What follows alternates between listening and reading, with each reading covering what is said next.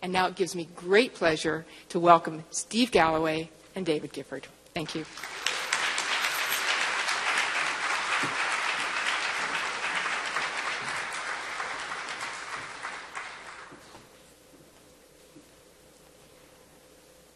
It's very bright. Hi. For over a century, Harry Houdini has been a household name, synonymous with magic. The son of a rabbi, Eric Weiss was a poor Jewish immigrant who came from Budapest, Hungary to Appleton, Wisconsin as a young child and transformed himself into Harry Houdini. At the time of his death on Halloween Eve of 1926, he was embroiled in a bitter feud with the spiritualist movement. A hardened skeptic, Houdini fought with Sir Arthur Conan Doyle, author of Sherlock Holmes and rabid believer in the occult, right up until the night of his death. The Confabulist tells one version of Houdini's life, as seen through the eyes of Martin Strauss, our narrator. Tonight, we will hear a portion of Martin's story and see some of the magic that both he and Houdini believed in. Afterward, there will be a short question and answer period with David and myself. I hope you enjoy the show.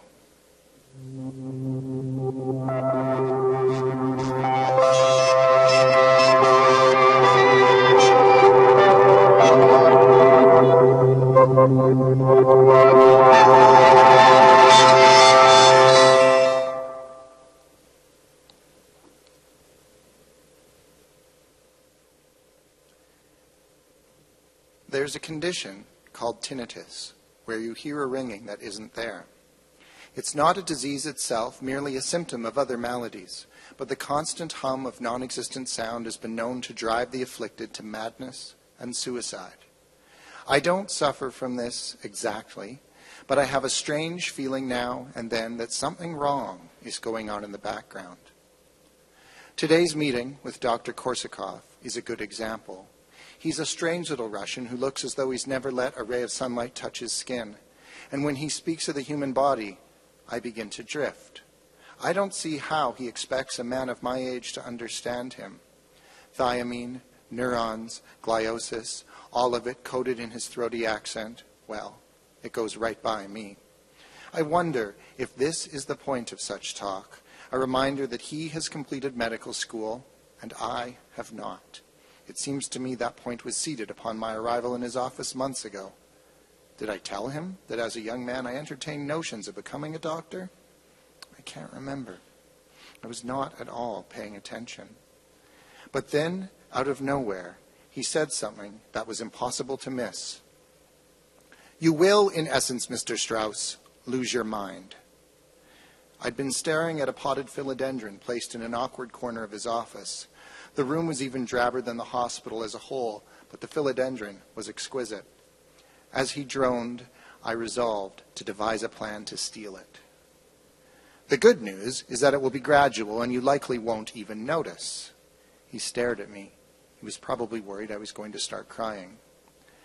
How does a person unknowingly lose his mind?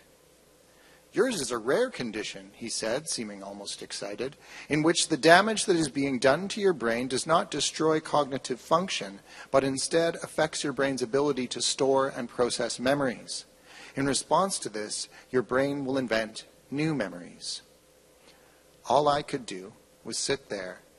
Everything seemed louder and slower. The fluorescent lights were a hive of bees, and footsteps in the hallway thunderclapped toward the elevator. Somewhere down the corridor, a telephone rang a fire alarm.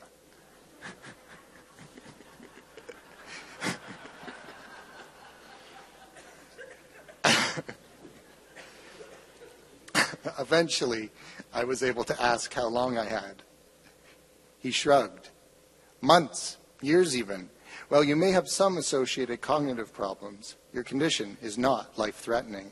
You're not a young man, so it's possible you might die of something else before it becomes a problem. Although it does appear that other than this, you are extraordinarily healthy. He kept talking, but that tinnitus feeling kicked in. Imagine if your mind was making a noise, not an actual noise, but whatever the mental equivalent is.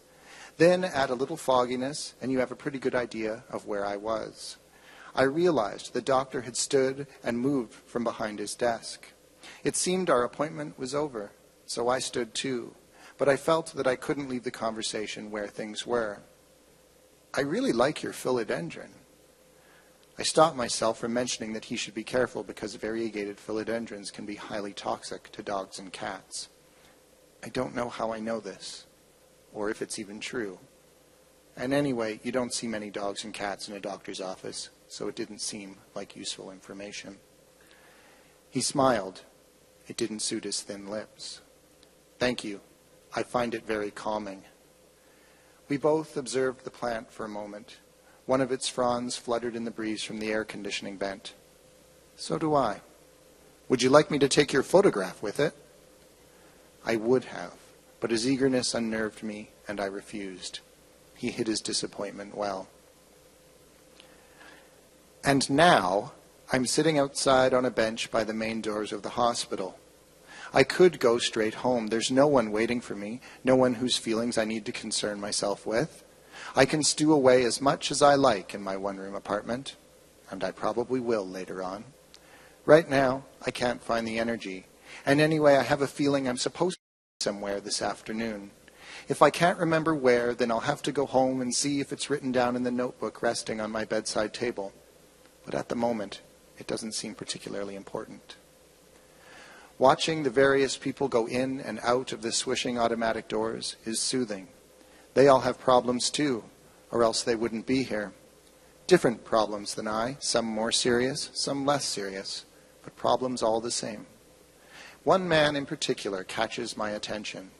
For some reason, the sensor on the door doesn't register his presence. He continues forward and very nearly collides with unyielding plate glass. He steps back, startled, and waits for admittance. When it's not forthcoming, he waves his arms above his head, and as though recognizing him from across a crowded room, the hospital swings open its doors and the man ventures through them, appearing afraid they might close at any moment. I know how he feels.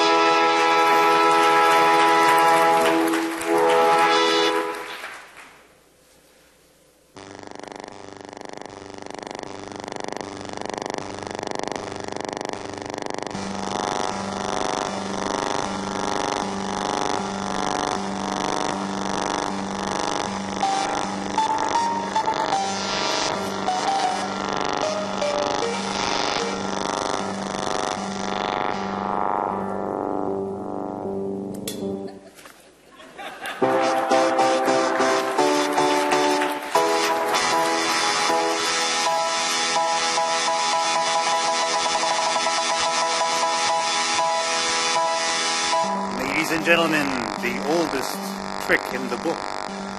As recorded on the tomb walls of the pharaoh, I bring you the ancient feat of Legitimate, the cups and radishes. Watch carefully as I have three cups and 3 radishes, and behold, I will take the radish and put it under the cup like so. Watch carefully, it can change places whenever I need it to. Mademoiselle, would you point and choose which cup you would like the radish to be under? You may choose the middle one, commonly chosen. You may choose this one. This is also a free choice. Ladies and gentlemen, behold the power of suggestion.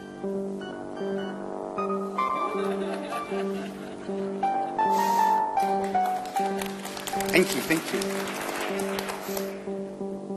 As the radish travels through the solid object,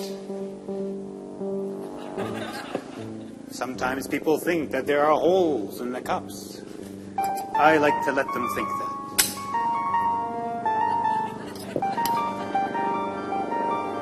And I shall put the radish into the cup by magic. There it goes. If I introduce a second one, it looks like this.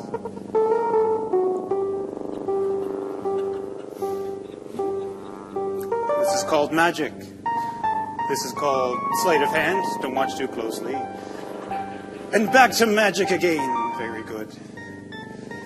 Well, thank you. Yes, there's nothing like a small smattering of applause to make the magician feel good about himself. However, I suspect there are some skeptics that believe the magician is using more than 3 radishes. Let us count them, shall we? We've got 1, 2. I'm the only one counting. I'm used to that. 3. Could there be more than 3? I'm so sorry. I'll never work in this town again. 5. Okay. Could there be more than 5? 6.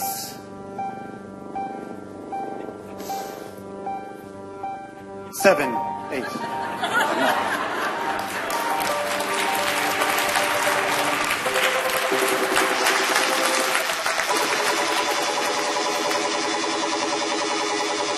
Fantastico.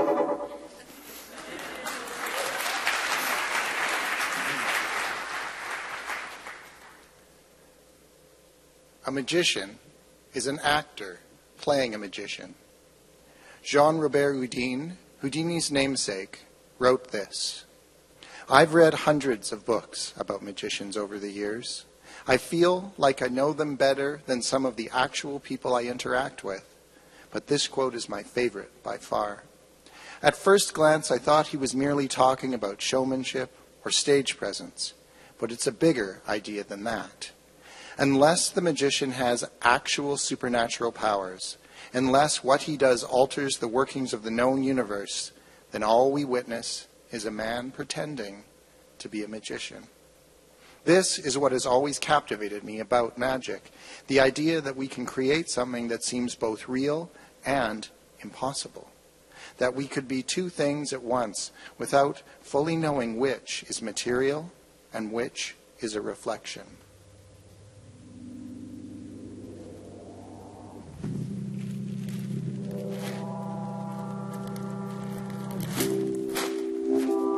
The newspaper.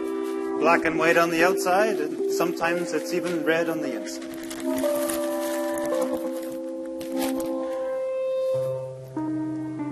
Sometimes Mom and Dad get anxious, lest the magician spill any water on the living room carpet. I'm sure the ladies and the gentlemen of the audience will let the magician know if any water should spill out of the bottom of the newspaper.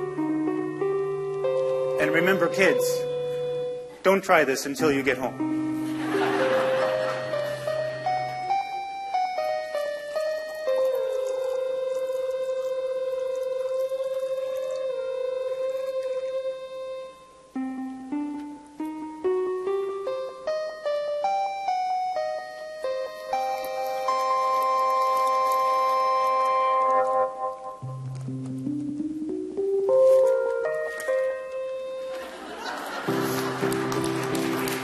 Fantastico.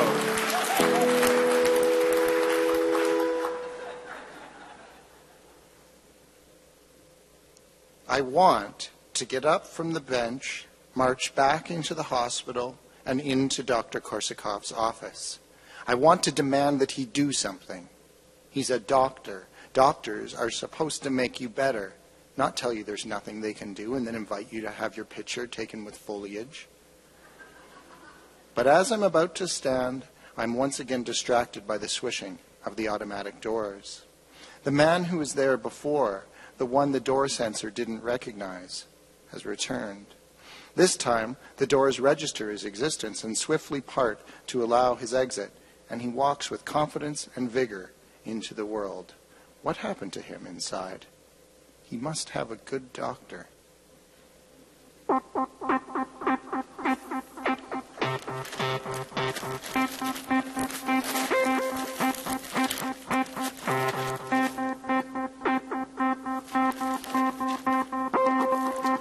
What you're about to see is called an illusion.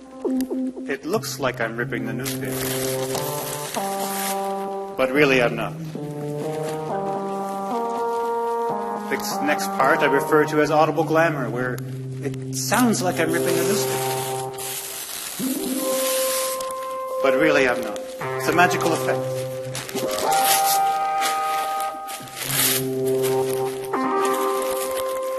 And squeezing the newspaper together. And as does the paper wasp, the newspaper is restored. Thank you.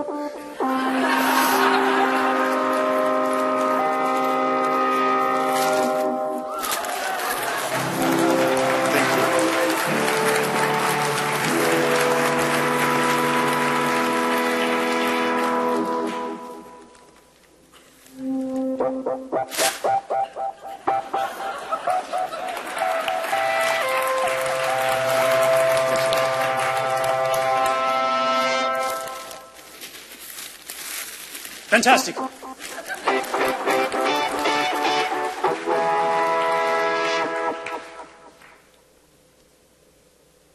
The fight goes out of me.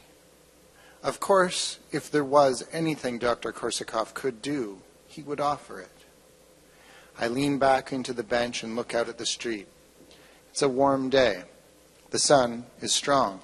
Not so much that I could cook an egg on the sidewalk, which I have never tried, but enough to make the world seem cheerful and welcoming. The cars that drive by are clean and colorful, their drivers likely the sort of people who willingly let people pull in front of them and merge lanes with grace and optimism. If I'd known it would have led to this, I would never have gone to the doctor. I realized that wouldn't have changed anything. I didn't get sick because I went to the doctor. I only found out about it. Still, I wouldn't have ended up on this bench unsure of where to go or what to do. It started innocuously. I was trying to unlock the door to my car, but the key wasn't working. No matter how much I tried, it wouldn't fit in the lock. I looked around the parking lot of the grocery store, wondering if it were possible there was another green Chevrolet nearby. Then there was a woman standing behind me. "Can I help you?" "My key doesn't seem to be working," I said. "That's because this is my car." For some reason, instead of protesting, I stepped aside, and to my amazement, she took a set of keys out of her purse and without resistance slid one into the lock and opened the door. She kept one eye on me as she slipped into the driver's seat and started the car. I stood, shocked, and watched as she pulled out of the parking spot and drove away. My ears hummed, and then I knew the problem was indeed that this had not been my car. I remembered that my car was, in fact, the blue Honda, 4 or 5 spots down. The more I thought about it, the more concerned I became. I had never owned a green Chevrolet. I knew this.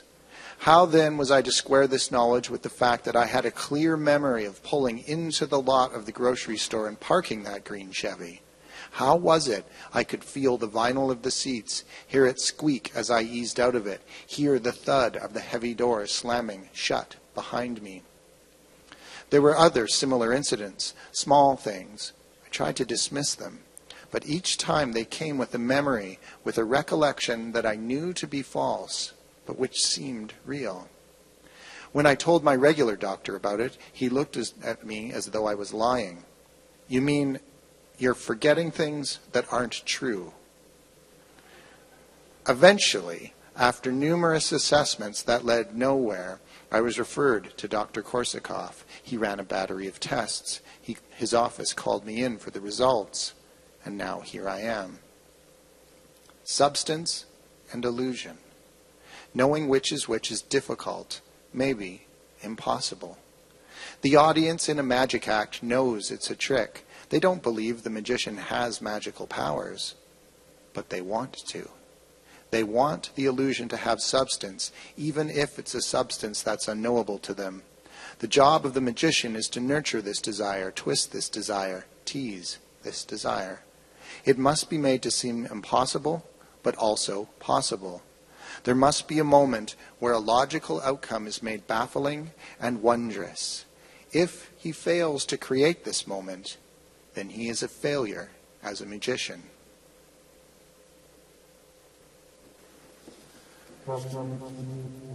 It is the time-honored privilege of the conjurer to ask for a volunteer from the audience. Who would be brave and courteous enough to volunteer?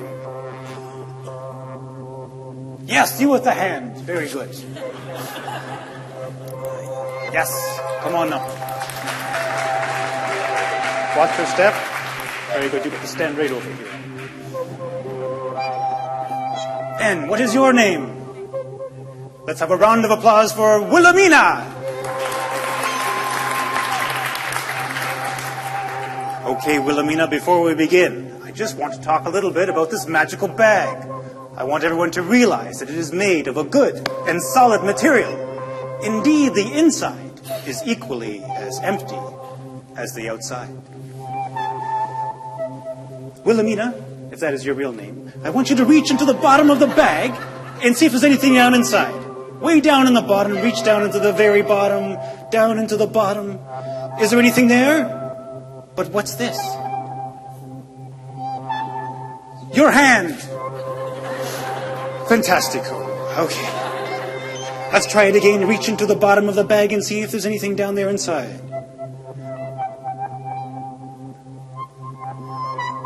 Lots of time. Oh, hold it up high so everyone can see.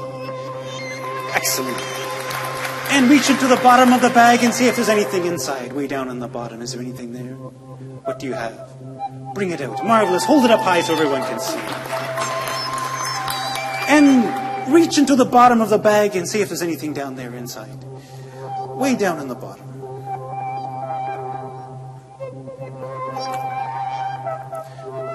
How many eggs do you have now? 3, okay. You know the routine. You reach down into the bottom of the bag. You're doing a great job. Is there anything there? Bring it out. How many eggs do you have now? 4 eggs. The bag holds a dozen, you know. Reach into the bottom of the bag. How are you doing? You're doing great. Oh my gosh. That's all right. That's called misdirection. That's what we call it. Hold it up high so everyone can see. How many eggs do you have? Okay, that's pretty good. Hey, wait a minute. The bag appears to be growing. It's getting larger.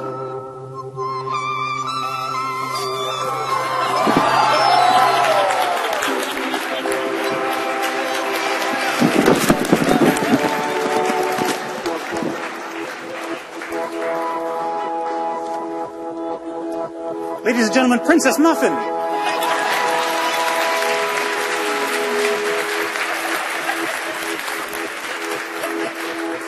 Let's have a round of applause for the volunteer. Good. Take a bow, take a bow. Excellent. A round of applause, please.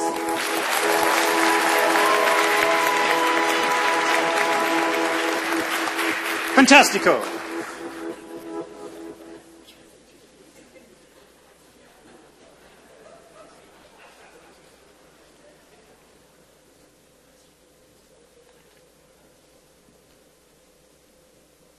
One of my earliest memories is of being maybe 5 or 6 and going to a picnic with my parents.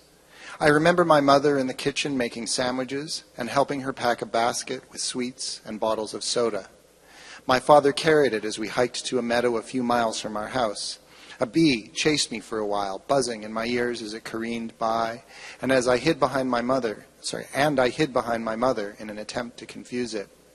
She laughed at this, while my father pretended that the bee was chasing him, dropping the picnic basket and waving his hands in the air, mimicking my childish hysterics. We found a clearing, and my father spread a blanket out on the ground while my mother unpacked our basket. The field smelled of dandelions, and above me there was one lone cloud that I tried to impose a familiar shape upon, but it only looked like a cloud. I bit into my sandwich, the sharp tang of mustard on roast beef a puzzle in my mouth, and sat there warm and satisfied. I can still feel the cool breeze gliding across my forehead. Years later, I mentioned this day in passing to my father, and he stared at me, his face blank, and said that we'd never been on any such excursion. As sure as I was that we had, I knew better than to argue with him. I asked my mother about it, and she couldn't remember that day either. "There's no meadow like that within walking distance of our house," she said, and the more I thought about it, the less sense it made. We'd never been on any other sort of picnic like that before or since. But I remembered it as clearly as I knew my own name. Over the coming weeks, I spent my afternoons combing the surrounding land for a place that looked even remotely like the spot in my memory. I still wonder if this memory is real or false, if it's me or everyone else who's wrong, because that moment on the blanket is the happiest I can ever remember being. It has become the baseline from which I judge subsequent experiences. To this day, the best thing I can imagine is sitting in the sun with your family, comfortably quiet and happy for the fleeting joy of being alive. Is this illusion or substance? What does it mean if this moment never happened?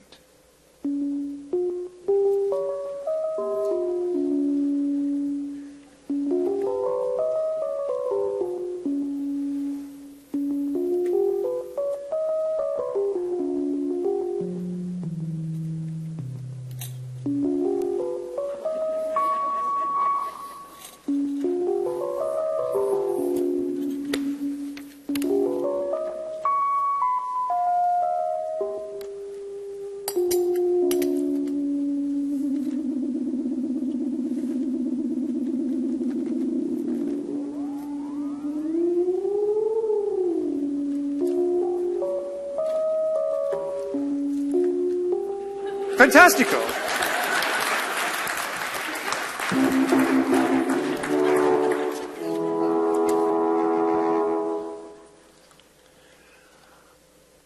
I wondered about this even before Dr. Korsakov's diagnosis, but now, obviously, it has taken on a new significance. If he's right, if there really is nothing he can do about my condition, then maybe I should start keeping progress reports, like Charlie Gordon in Flowers for Algernon. It might prove useful to document whatever is going to happen to me. Perhaps, if I write things down, I can create a story for myself that, through rereading, will become a new reality as my ability to distinguish between illusion and substance worsens. And Alice. If there's any substance left of me, then I owe her the truth. I deprived her of a father. I can't even now explain fully why I did it. It all seems a lifetime ago, and from where I'm sitting now, it's easy to make excuses and justifications, and hard to remember how it all felt at the time or exactly what happened. But I owe Alice something. An apology? It's a little late for that. An explanation is not something I'm sure I have to offer. All I could give her is the truth as I know it, or as I can recall it. If I've learned one thing in my life, it's that magicians aren't the only ones hiding their identities from the world. A woman with a small child passes me. The child, a girl with curly brown hair tied into pigtails with red ribbons, looks unhappy. Her mother is holding her by the hand and pulling her along. The girl is lagging as best she can, making it clear she doesn't want to go inside. I can't say I blame her one bit. I feel a strange kinship with this sprite in her blue dress and knee socks. I wouldn't want to go either. The doors open and admit first the mother, and then, an instant later, the girl. Her childish attempt to avoid the inevitable, defeated. None of us wants to go. And I don't mean inside the hospital, though that's true. What I mean is no one wants to die, but we each know that sooner or later it's going to happen to us. We tell ourselves that it's a long way off and turn to notions of religion or spirituality or science to make sense of it. And for some that does bring some existential comfort. But still, most of us lag just as much as we can, just like this girl. No one gets to stay. Yet we live and act as though it is otherwise. The magician trades in this human struggle. Magic that is not real magic affects us because it mirrors our existence. We know that what we see isn't as it seems, but we want it to be, and we want to understand it. We want to be fooled, and then we want to know how we were fooled. We cannot prevent our minds from trying to figure out how the trick was done. I believe this is more than just intellectual curiosity. We strive for immortality in the face of its impossibility.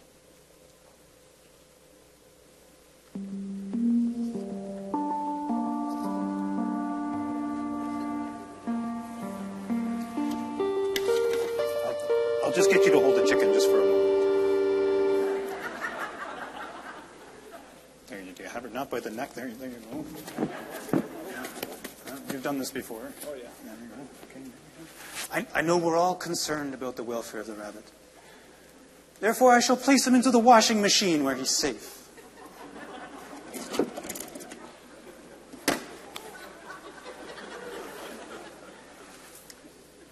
This next effect that I'm about to perform is extremely terrifying.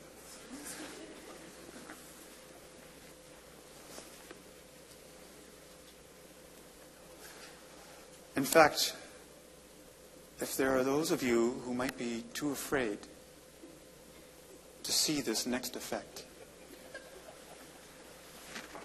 you might have to leave the theater. But it's too late!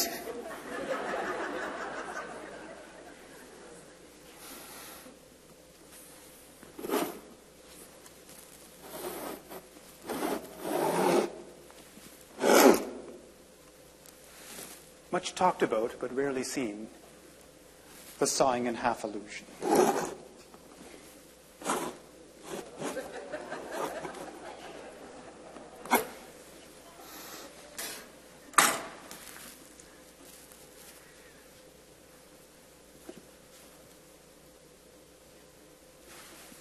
Oh.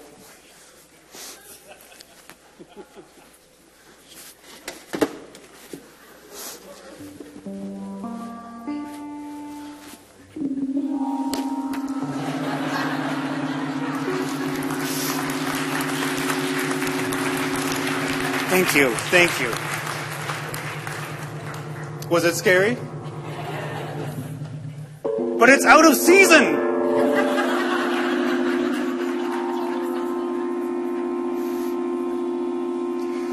All right. That might not have been that scary, but this one will be. I shall now make the whole audience disappear. On the count of 3. 1, 2, 3.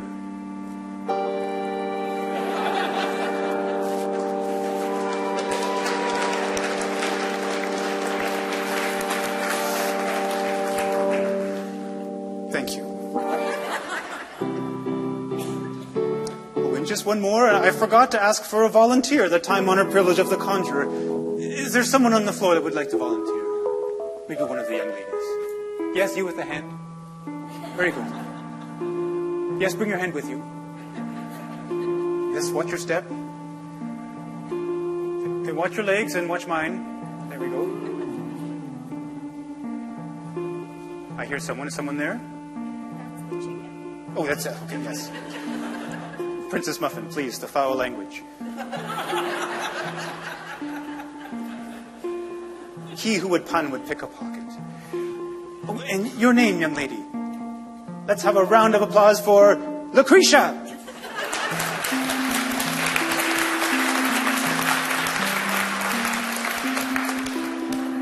Lucretia, do you see a pack of cards here on the table somewhere? Yep. Would you pick them up, please? Take them out of the deck, the pack rather, and place the deck into my hands. There's no hurry. No hurry. Oh, thank you. Excellent. Okay, don't go anywhere.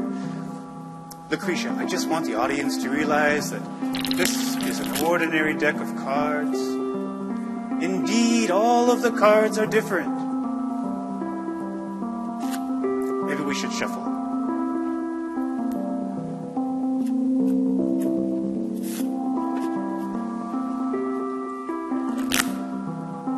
Lucretia, are you still there? I want you to choose a card from the deck. It's a free choice. Don't feel like you have to choose one over the other. It's a free choice.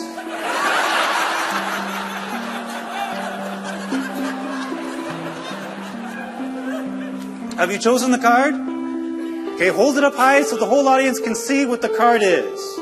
And don't tell me what it is. And having done so, I'll get you to place it back into the deck, and I'm going to find out which one it is. I'm kidding. I wouldn't do that. Here we go. Let's start again. Okay, placing the card on top of the middle of the deck. A round of applause for the volunteer.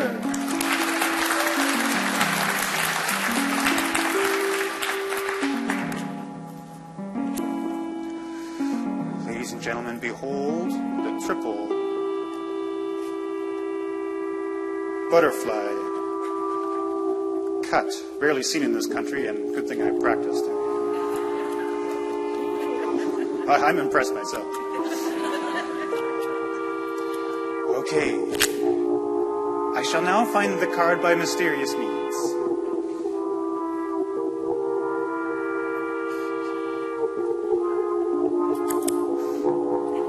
Are you standing back? This part's dangerous.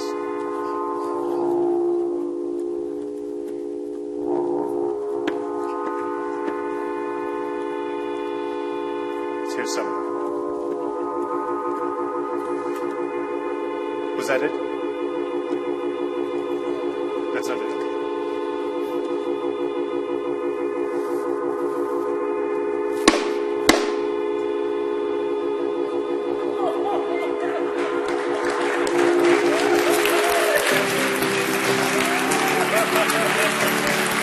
Yeah, take a bow, take a bow.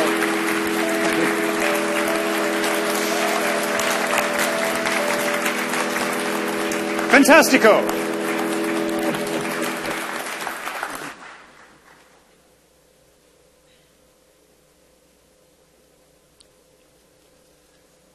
But magicians are clever.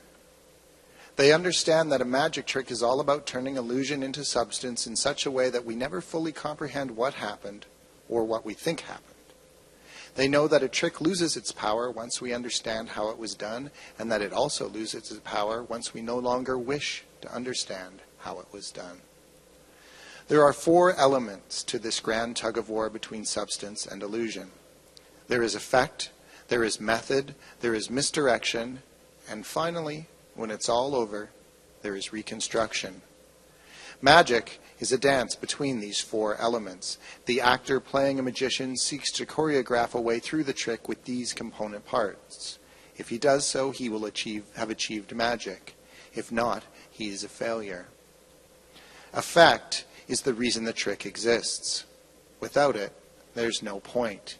It's the rabbit coming out of the hat, the woman shown to be sawn in half, the ace of spades, somehow inside your coat pocket. Often, a good effect is kept secret until the moment of its reveal. You don't actually know what the trick is until it's finished. Other times, the effect is announced at the start, and you're watching for it, waiting for it. But then, when it happens, you're still amazed. Either way, the audience lives for the effect. We desire it more than anything, and if it pleases us, we will believe to a point that the magician is not an actor, but someone capable of altering the laws of the known universe. Life is like this. Happiness is an extremely relative concept, but we will believe we are happy if the sum of daily effects is high enough. The more disappointments, bafflements, and failed outcomes we experience, the less likely we are to believe we're happy. But of course, it's not easy to achieve an effect. If it were, magicians wouldn't be extraordinary. Things we take for granted as everyday occurrences, like images on a television screen, telephones, electricity, would all have at one time been the most profound effects a magician could produce. The radio once worked people into a state of pandemonium, but over time, we have become used to it. We don't know how these devices function, outside of a rudimentary understanding of technological concepts. Certainly less than 1% of the population could actually explain how, say, a television works, let alone build one. We are, however, familiar with them. And so the things they do, however mystifying, no longer quiet that voice in our mind. We need to have the order of the universe tilted. You can't do this with things you're used to. Given that a magician isn't actually tilting the universe, he must somehow achieve his effect using the tools available to mere mortals. How he does this is the method. The wires, the doubles, the mirrors, the trapdoors. Magical methods vary from deceptively simple to diabolically clever. A good method is one where as little can go wrong as possible, and where all aspects necessary to create the effect are fully within the magician's control. The problem with this is that the audience is on the lookout for the method, because inherent in the wondrousness of the effect is the implication that if we could do it too, if the method were to become available, then we would also be magicians. So the audience must never be able to detect the method. To keep this method secret, the magician employs misdirection. Misdirection can be as subtle as a tiny gesture, as obvious as an explosion, as expected as a curtain, or as coy as smoke. The audience is on the lookout for this, and the magician must be cunning about his use of misdirection. It is dishonest, and he knows it, but it is not malicious. It is in service of a greater truth.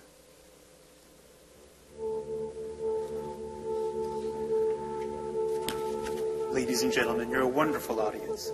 This evening I've shared with you examples of my skill. But now I would like to share with you my gift. I shall now read someone's mind from the audience.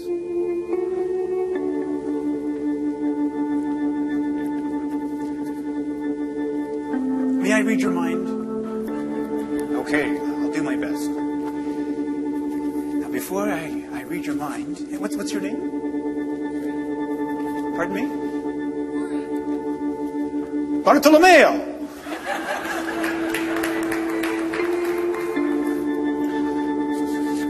Bartolomeo, before we begin, before I read your mind, first I must clear mine.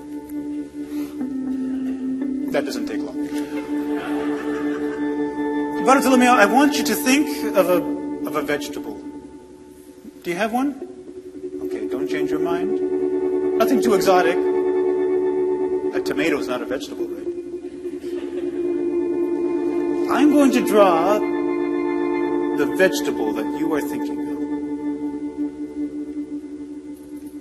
of. Yes. Yes, I've got it.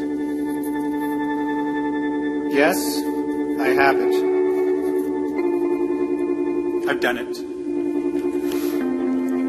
And what was the name of the vegetable you were thinking of? What?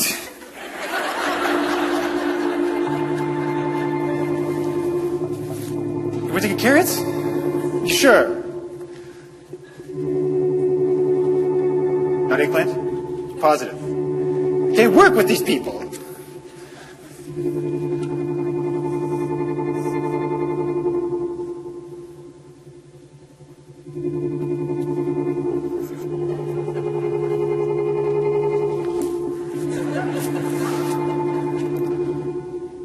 Fantastico!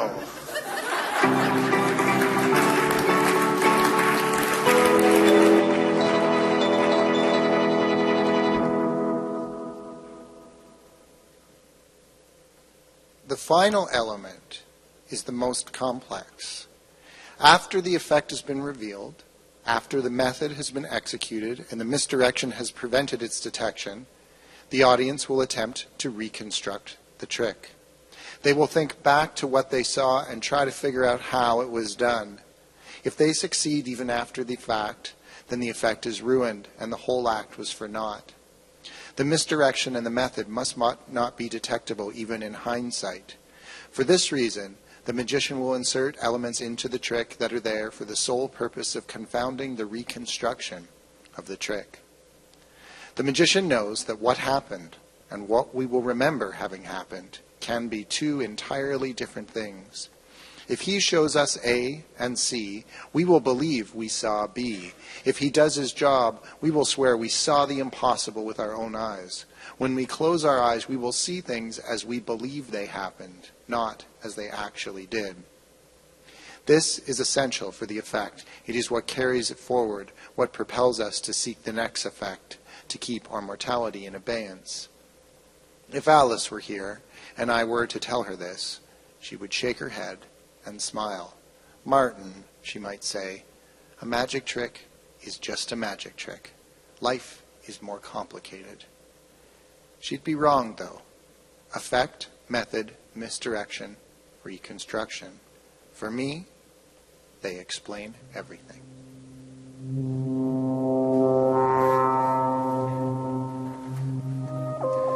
Again, the time-honored privilege of the conjurer to call upon a volunteer from the audience. Yes, I see a hand over there. Bring your hand with you, please.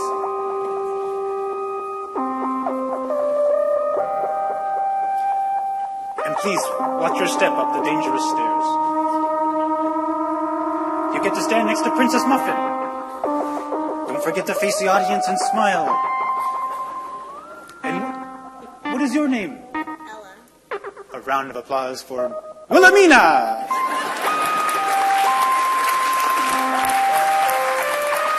Okay, Wilhelmina, you look out there, and I'm just going to reach behind your ear. It only hurts a little bit.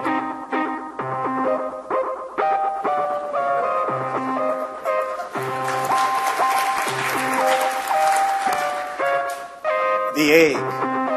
Mother Nature's marvelous invention of strength and fortitude. Did you know, Wilhelmina, that a ballerina can stand tippy-toe on top of this egg, and it will not break? Amazing, no?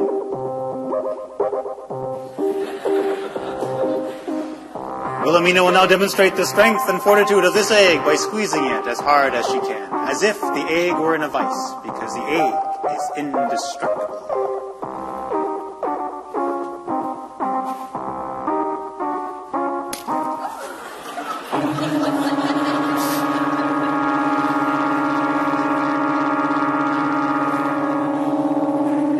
Thank you, Wilhelmina. Wait, don't go anywhere. Let's see what's going on here. Just as I thought.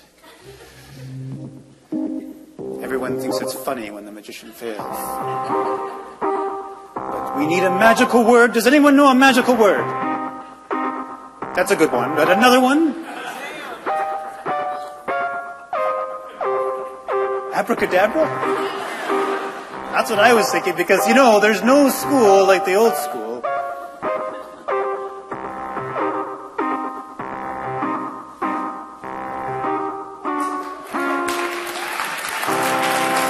Fantastico. Take a bow, young lady. Take a bow. You can take a bow, and you can return to your seat. Watch your way down. A round of applause for the volunteers.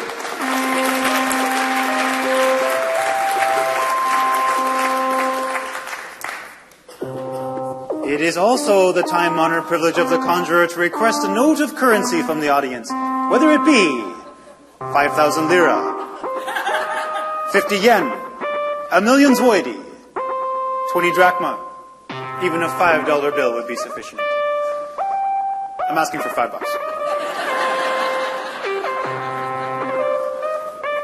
Lots of time. The kind you fold? Thank you. Well done. Thank you very much. He's very brave. I don't know about this new plastic money, but we'll see what we can do. Watch carefully as I take the $20 bill. I fold it into a tiny parcel like so. Inside my pocket, I should have a piece of tissue paper.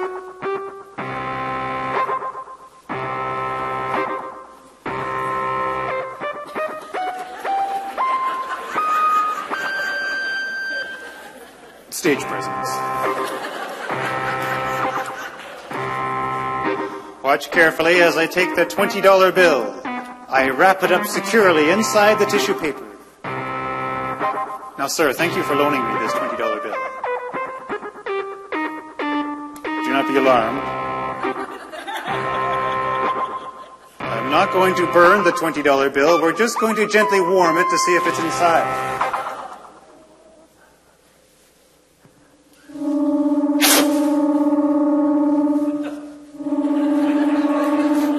Thank you. That one's for me.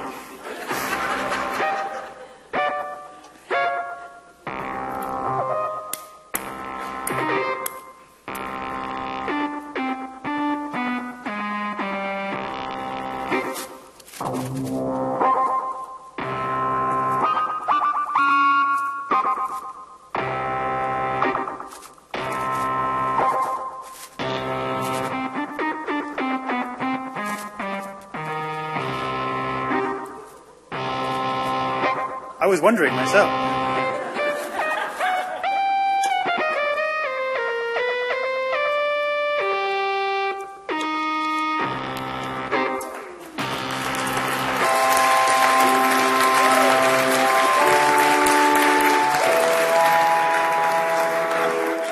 Thank you.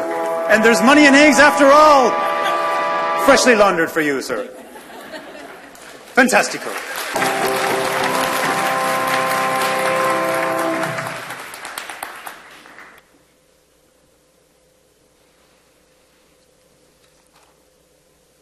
The little girl and her mother emerge from the hospital and stop beside me.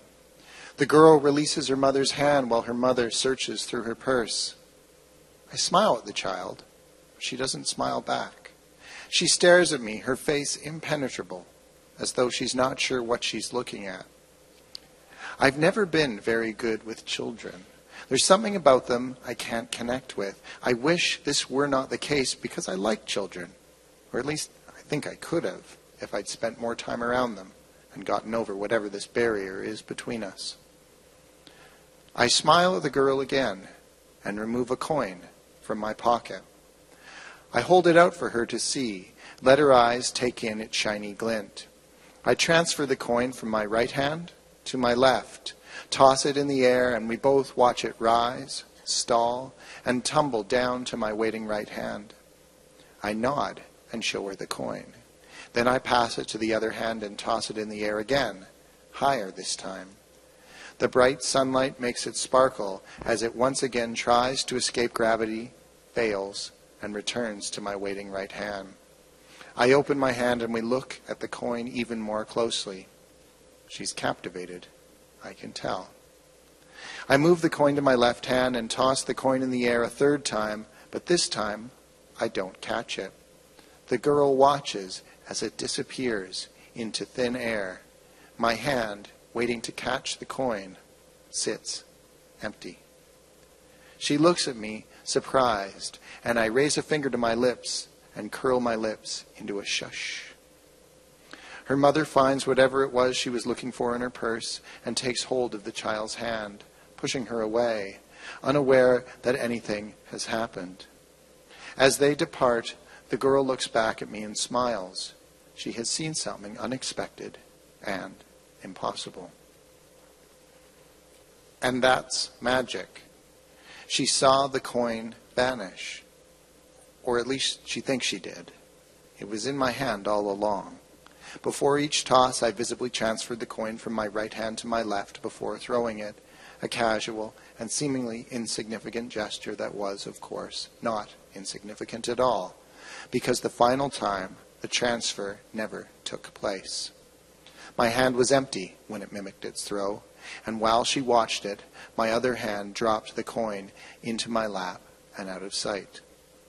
But if you were to ask her, or most other people who witnessed this trick, they would swear they'd seen the coin tossed into the air. I've thought a lot about this over the years. How is it we can be so sure that we've seen, heard, or experienced what we think we have? In a magic trick, the things you don't see or think you see have a culmination because at the end of the trick there's an effect. Misdirection tampers with reconstruction. But if life works the same way, and I believe it does, then a percentage of our lives is a fiction. There's no way to know whether anything we have seen or experienced is real or imagined. The first 2 times the girl thought she saw me toss the coin into the air, she was right.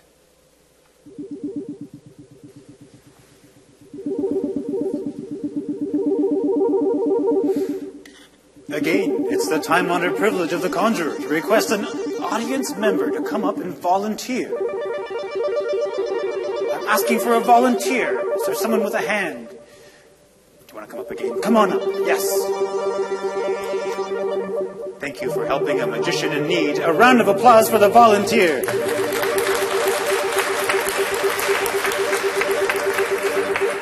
Thank you. It's Wilhelmina, right?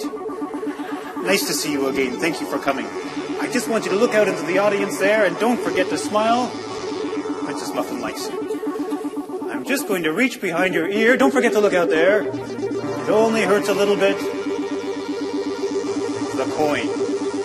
See that? Watch carefully as I take this coin. I throw it into the air. I place it onto the table.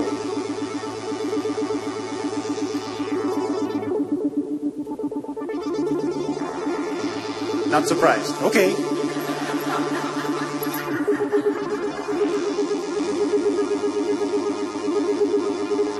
How am I doing? Thank you, thank you. That's the floor show. I need that back.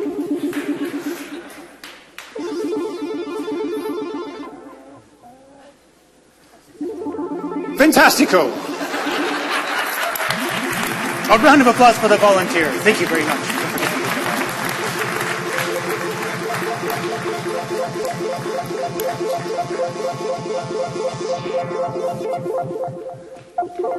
Well, sometimes mistakes happen, and that's a good example of that. It's very important to ascertain how many coins the conjurer is holding.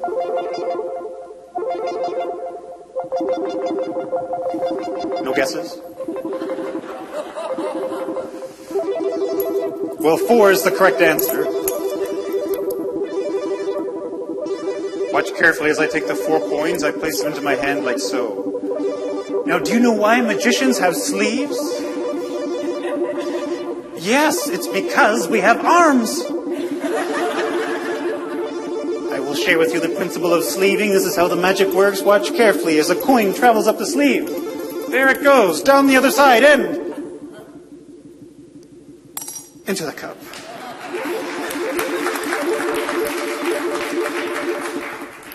I have 1, 2, and 3 coins. Watch carefully again. There goes a coin up the sleeve, down the other side, and into the cup. Thank you, that's very kind. I have 1, 2 coins.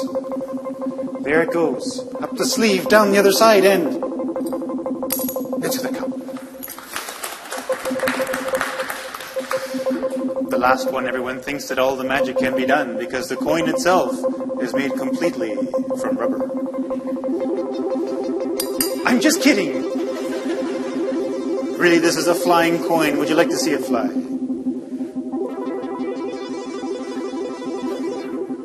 Some people like that.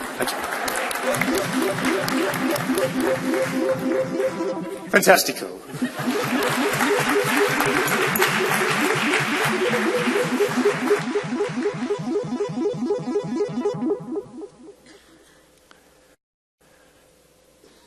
If I'm going to be able to convey to Alice all that I know and exactly what happened, then how important is it for me to differentiate between what I saw and what I think I saw? Is it even possible? I try to catch a glimpse of the girl and her mother, but they're gone. I wonder if she will remember this moment years from now, if she will wonder if it really happened. I think back to the picnic, feel the sun on the back of my neck, taste the roast beef, my mother's sandwich my mother made, hear the buzz of the bee. Or is that my tinnitus? How long have I been seeing things that weren't there?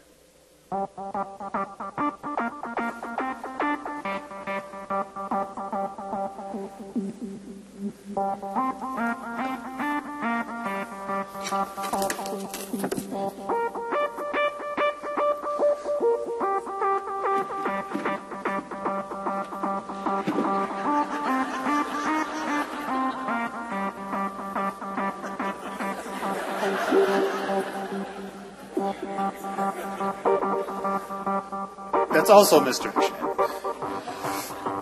Ladies and gentlemen, the washing machine. If you can watch 2 things at once, that is.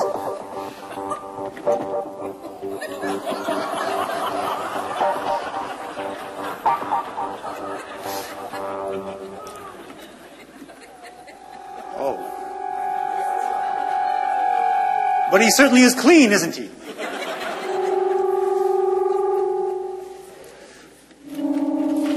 Let's look inside and see if he's actually there.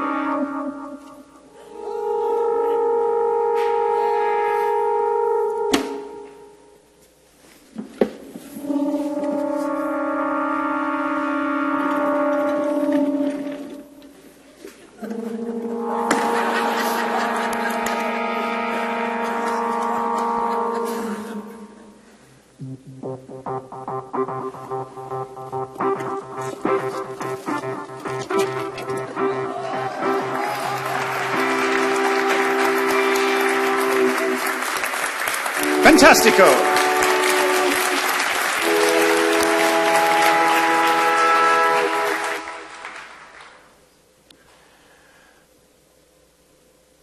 Okay, then.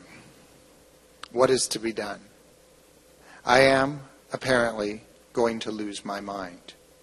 Not all of it. I will still know how to tie my shoes and boil water and read and speak. But I won't remember my life. I don't know what to make of this. My life has been a mixed bag. I've spent much of it trying to atone for a mistake I made long ago as a young man. It was a stupid mistake, and I often think that, in attempting to settle my debts, I fouled things up even more. Other times, I think I did the best I could. Likely, I'll never know for certain which is right. But what if all that is gone? If each memory that is mine alone slips away forever?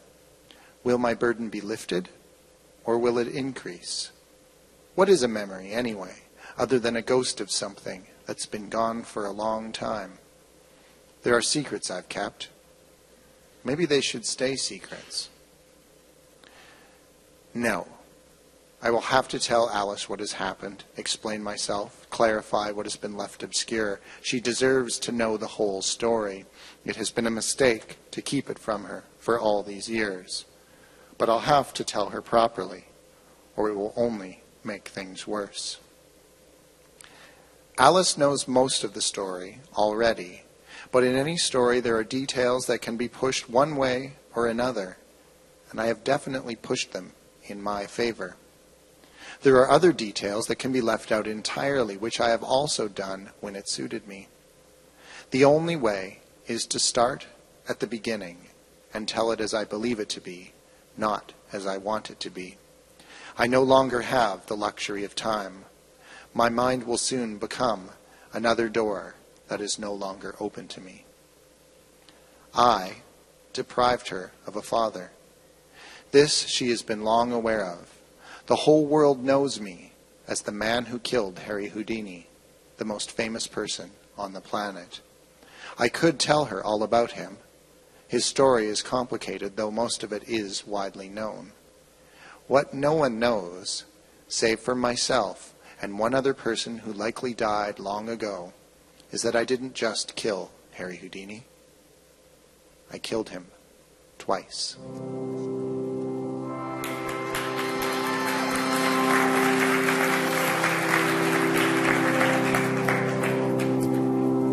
Ladies and gentlemen, for my final effect, we shall now call upon the spirit of Houdini.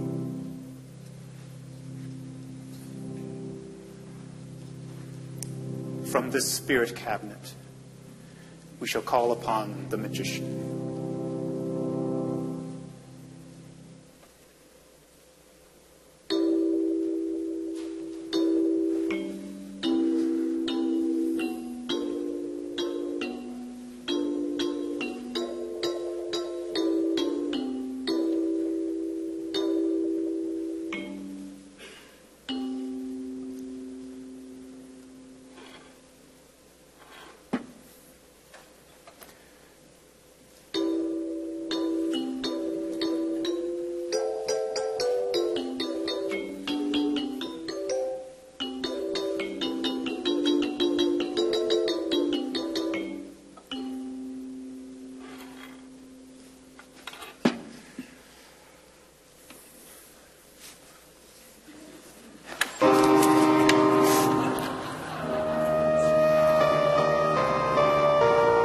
Fantastico.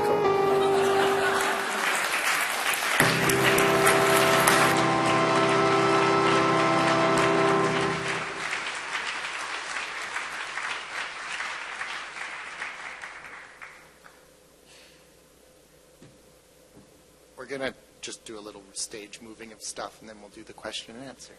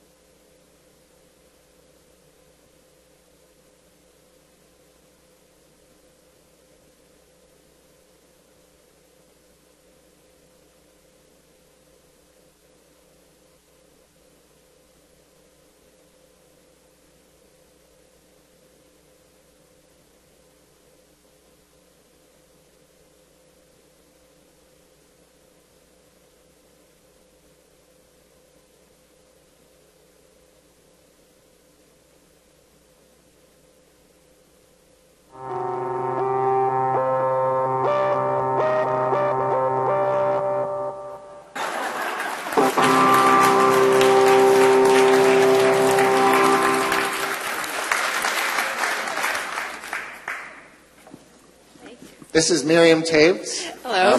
Yes. She has agreed to run the question and answer part. I will moderate She this will part. moderate it. She will choose the questioners. She will explain the questions when we don't understand them. She will drink water. No guarantees that I will never, ever again do a reading without a magician, and a chicken, and a rabbit, and a charmingly dressed organist. Oh, yeah. Thank you to Thomas, our organist. Thank you. Well, that was amazing. One more round of applause for the amazing David and Steve. I'm sure you all have a lot of questions, so we can just begin with questions from the audience. Is there somebody? Please don't be shy. Prestidigitation. Where? Third row. Oh, you're doing this yourself. Oh, there we go. Yep, right. Yep, go for it. Sorry? My job. Yeah. Is magic your job?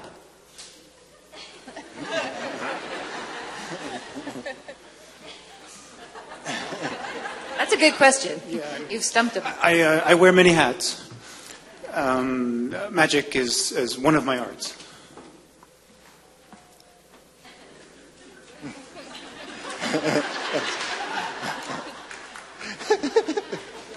Mysterious answer, I think.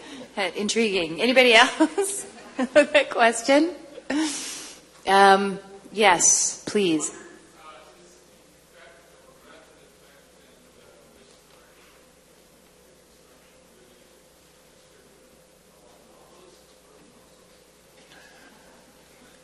That's a good question. Is the effect, the description of a magician, does it apply to a novelist as well? Is that how you would?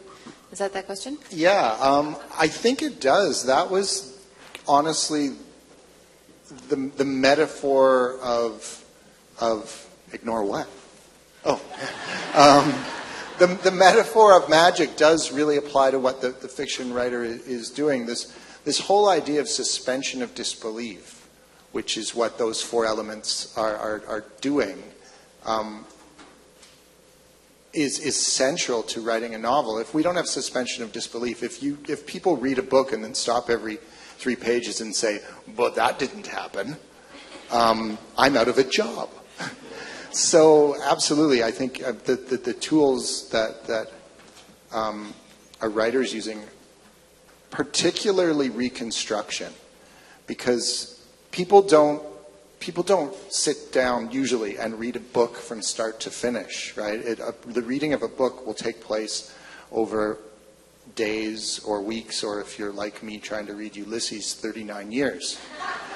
And when you pick up page 150, you're not going to go back and if I say, "What have you read so far?" recite pages 1 through 149 to me. You're going to tell me what you can reconstruct in your own mind of the reading experience. And as a writer, if I'm not sort of exerting a little bit of control over what you're going to reconstruct, I may as well not write page 150 because it's going to be useless. Good answer, Steve. Thank you, Miriam. Yes.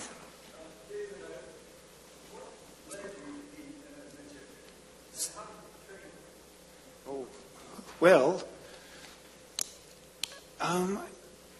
I think as we've all been children, that sometimes we think of the magic of childhood, and I would argue that the experience of childhood is magical.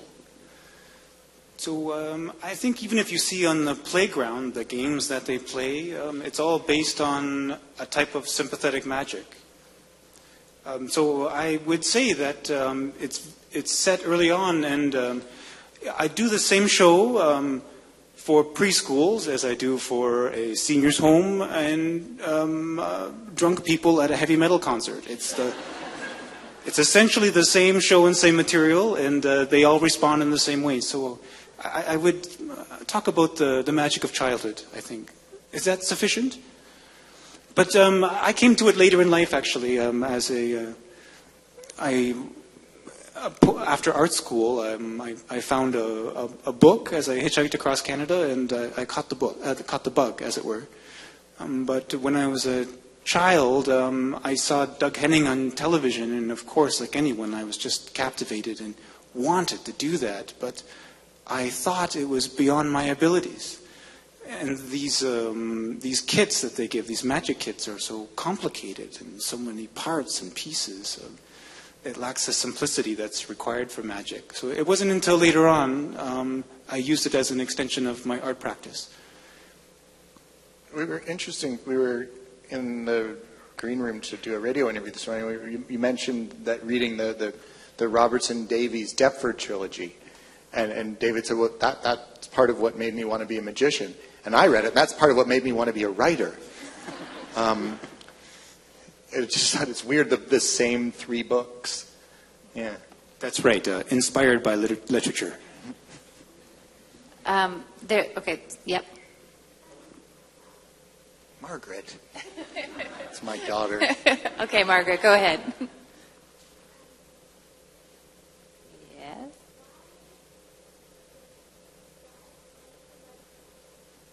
Dad, why do you like magic? I don't know. I like the suspension of disbelief. I like the fact that none of us came here tonight with the expectation that David would actually have magical powers and that we would walk out of there thinking, yeah, oh my gosh, we've just met Harry Potter, actual wizardry, but that he would be capable of, for a moment in time, for the amount of time we were watching it, briefly convincing us that he might. There's something really, I think, valuable in that experience beyond just entertainment. I think it's a metaphor for a whole bunch of other things. So, thank you. No, follow-up question? Okay, what's your question? Wait, could I follow up on that, Stephen? What if I actually did have magical powers? Wouldn't I hide as a magician? That is ironically, that is a very good that is what Arthur Conan Doyle thought Harry Houdini was doing.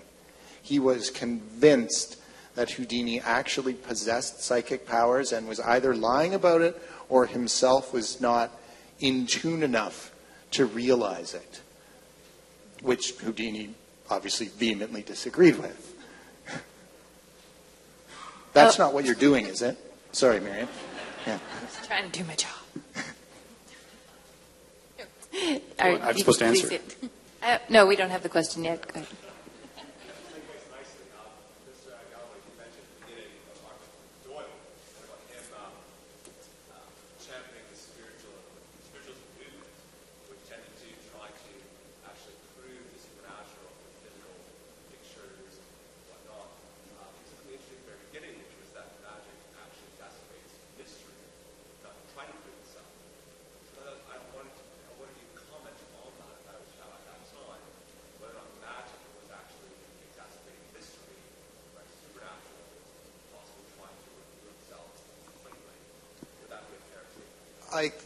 I think it would.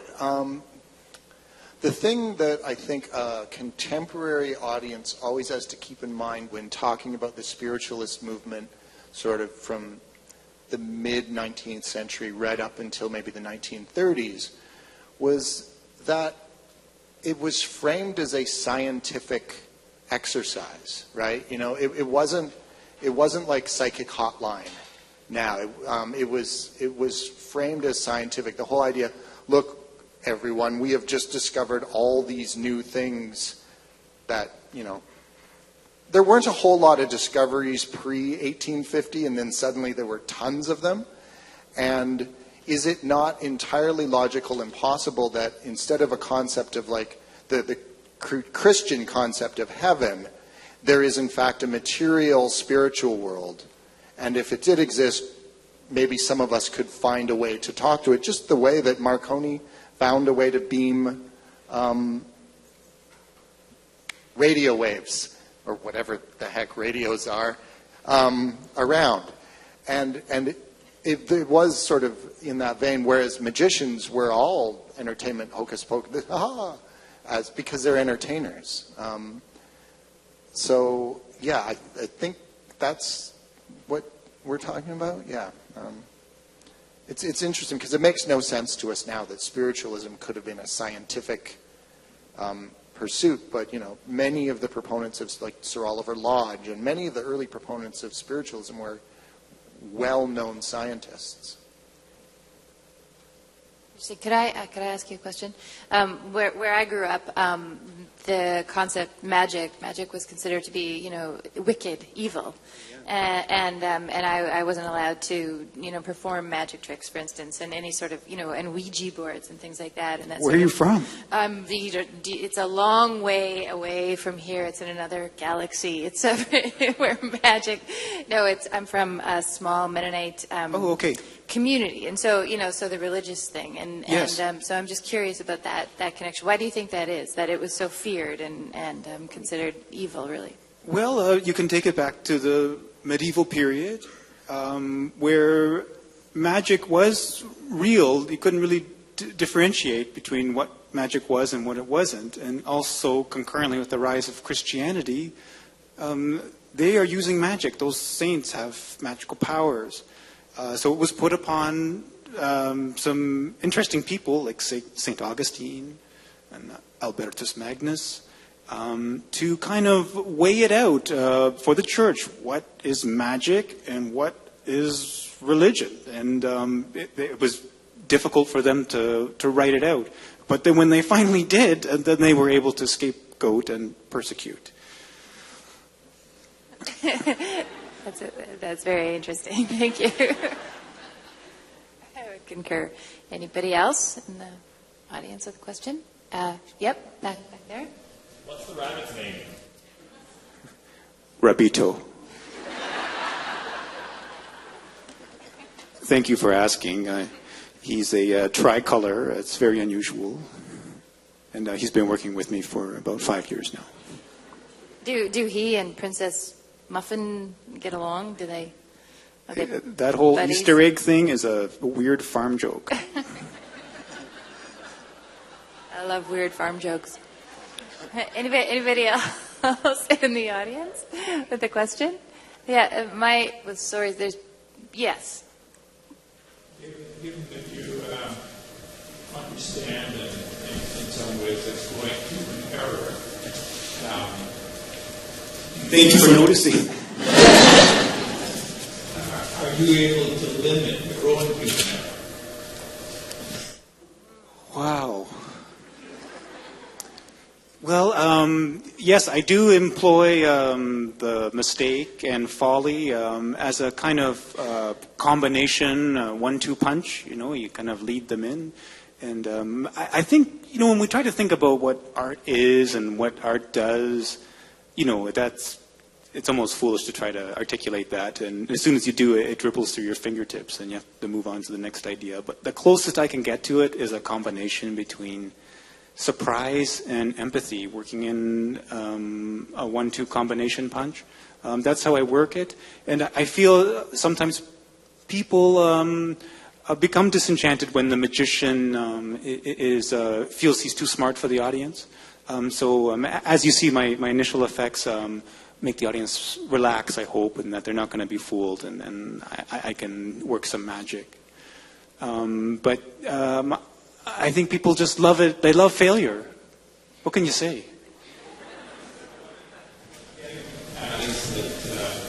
Part of human error is an accident. So if we understand what traps us and creates those errors and accidents, we reduce them in our own life, not in the play.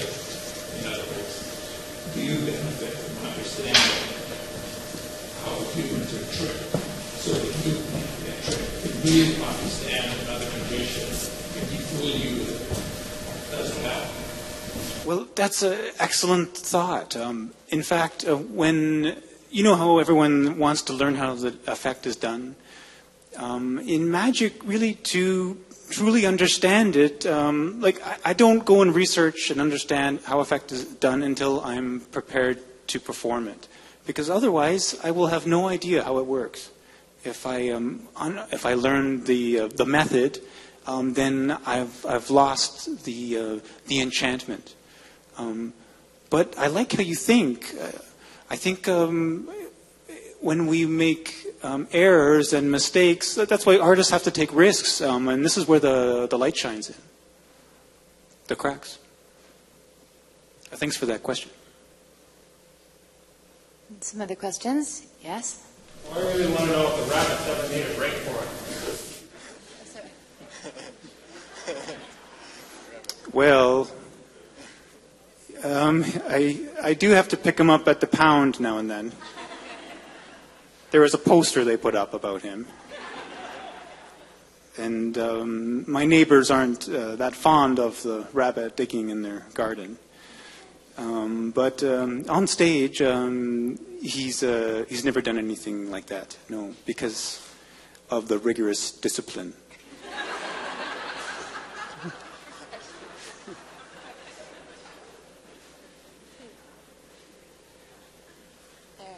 Are there some hands that I'm not seeing?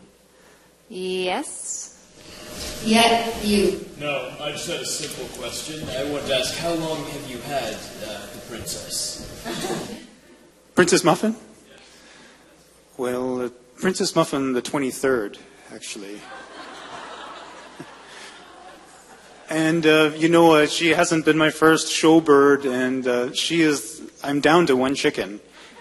And, Thomas. No.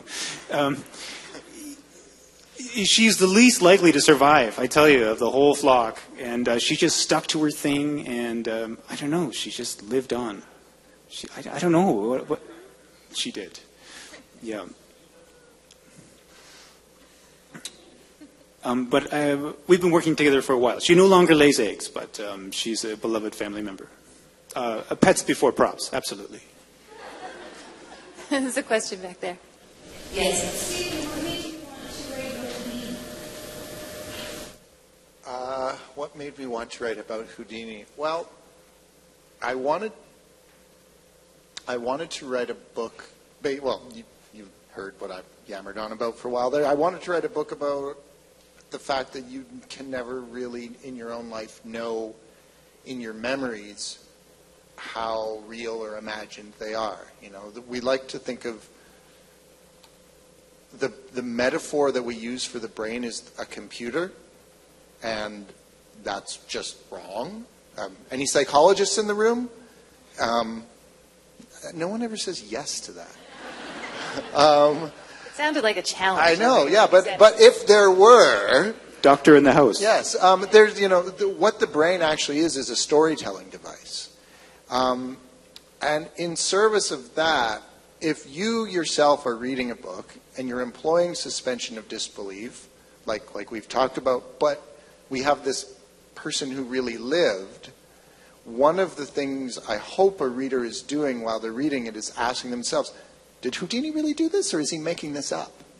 And sort of that mindset of questioning the entire Houdini thread creates... I'm trying to speak very cannily so that I don't ruin the book for all of you who haven't read it. All of them. Okay, Steve. Miriam read it.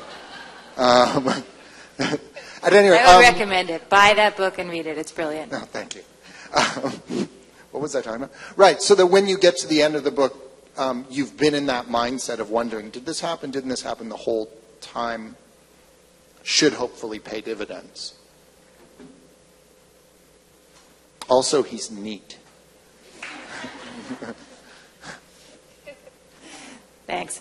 Okay, one more question. Yes. Outside of performance and entertainment, what's your earliest memory of magic?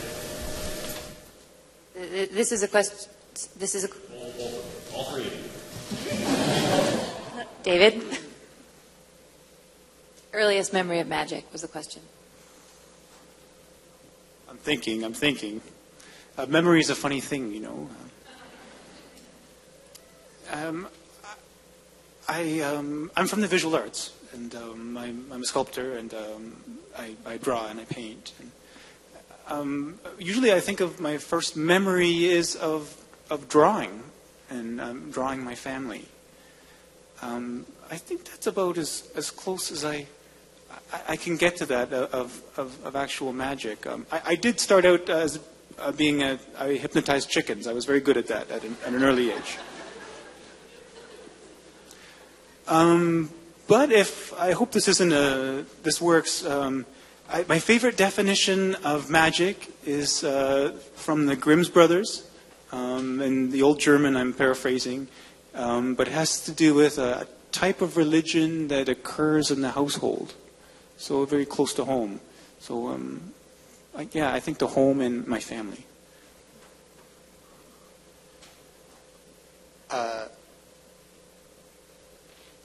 One of the earliest memories I have is of my great uncle Johnny coming to visit us. And great uncle Johnny was known for, I've told this story before numerous times, and I'm starting to feel like I'm repeating. Well, I'm not feeling like I'm repeating myself. I am, literally. But how many memories can a person have? This is one of them. Great uncle Johnny was known for being a really snappy dresser and really good at playing cards. And I lived in Kamloops, and he came and he sat down at our picnic table and took off. I can picture this still. He took off his suit jacket and his fedora and laid it down very neatly and rolled up he was wearing a crisp white shirt and a vest and rolled it up. And for some reason, there was a checkers table out on the picnic table, and I beat him. And he let me beat him. And I knew he had let me beat him. But I remember feeling, man, Uncle Johnny, great Uncle Johnny, my grandmother's brother, let me beat him at checkers. Maybe not all adults are the scary, yelly 1970s jerks that hung out with my parents. The thing about this is that I found out when I was about 34, 35, that great Uncle Johnny died the year before I was born. So that never happened. And that's as close to a magic trick as anything, in my opinion. That's beautiful. Thank you. I've told that story before, so I've had time to craft it. And not all of it's true. Thank you. That is beautiful. That's beautiful. And that's it? Is that it? Anybody? I think that's it. Say yes? No, there is one more. Princess Muffin hypnotized this very evening. Is Princess Muffin hypnotized as we speak? She's always like this.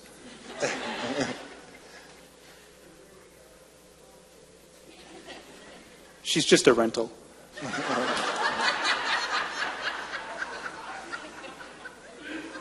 Oh, no drugs, by the way. Yeah, in case you're wondering. Thank you, everybody. If there's any final questions, just one more, and then that will be it. Yeah.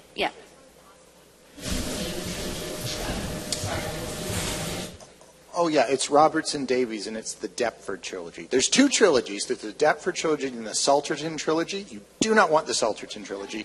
I mean, no, he's dead. Who cares? 6 books. It's the Deptford one is the better one.